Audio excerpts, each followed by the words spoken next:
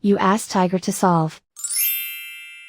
This deals with linear equations with one unknown.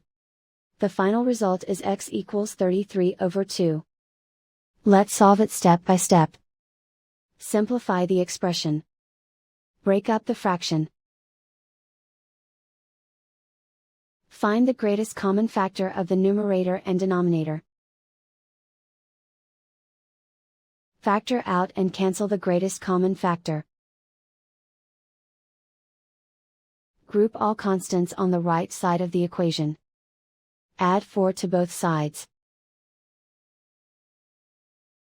Simplify the arithmetic.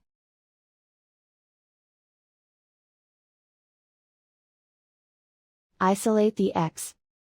Multiply both sides by inverse fraction 3/2.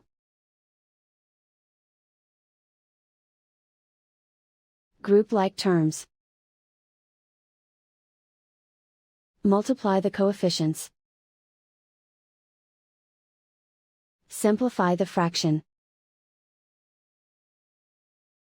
Multiply the fractions.